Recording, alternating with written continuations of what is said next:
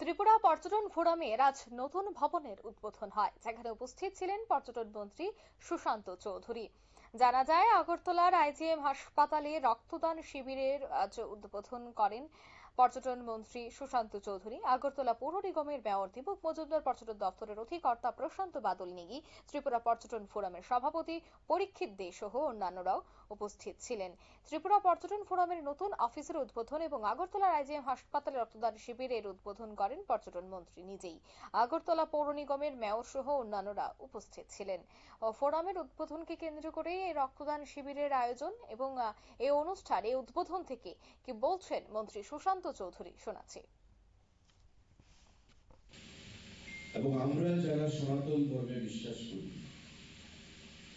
আমরা বিশ্বাস করি যে কোনো শুভ কাজ দানের মাধ্যমে করতে পারলে সেটা মঙ্গল হয়। সেটা রক্তদান বলুন, বস্ত্রদান বলুন, খাদ্যদান বলুন, জলদান বলুন, অর্থদান বলুন, যে কোনো জিনিস দানের মাধ্যমে যদি আমরা শুরু করি সনাতন ধর্ম অনুযায়ী, সেই কাজ শুভভাবে সম্পন্ন হয়, সুন্দরভাবে সম্পন্ন হয়। এবং আজকের যুগে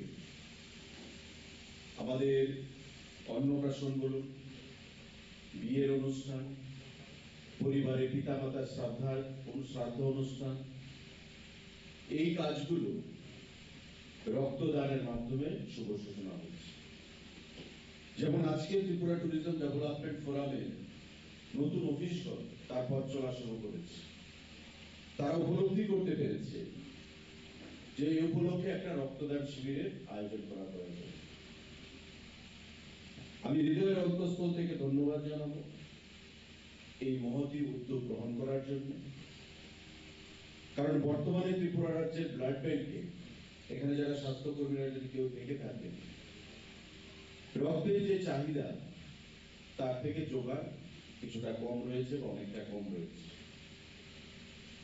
তাই জাত পাত ধর্ম বর্ণ নির্বিশেষে সমস্ত রাজনীতির ঊর্ধ্বে উঠে শাসক দল এবং বিরোধী দল প্রত্যেকে আমরা রক্তদানে মানুষকে মোটিভেট করার জন্য যে কোনো উৎসব অনুষ্ঠান মাধ্যমে রক্তদান শিবিরের আয়োজন করে থাকি।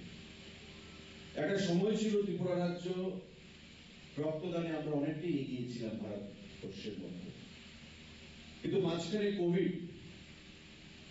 করোনা যে মহামারী, যেটা আমাদেরকে নতুন করে শিক্ষা দিয়ে গেছে এবং আমরা এইভাবে একসঙ্গে মিলিত হতে পারবো, আমরা অনেক সময় ভাবিনি, আশা হারিয়েছিলাম যে হয়তো বা কোনো সময় আমরা একত্রিত হতে পারবো না। সেই কোভিড মহামারীর পর আপনারা শুনলেন সুশান্ত চৌধুরীর বক্তব্য। তিনি বললেন যে কোভিড মহামারীর পরেও আমরা এগিয়ে চলেছি এবং যে কোনো শুভ কাজের আগে দানের মাধ্যমে যদি কাজটা শুরু হয় তবে সেই কাজ ভালো হয়। তাই আজ ফোরামের উদ্বোধনের দিনে এই রক্তদানের আয়োজন করাই ছিল তাদের মূল উদ্দেশ্য। এই মুহূর্তের সংবাদ এখানে শেষ করছে। আমাদের পরবর্তী নিউজ এবং আপডেট দেখার জন্য অবশ্যই চোখ রাখবেন শুধুমাত্র নিউজ ভ্যানগার্ডের পর্দায়। খবরের ভাষায় মানুষের প্রতিবাদ, মানুষের ভাষায় নিউজ ভ্যানগার্ড। ধন্যবাদ।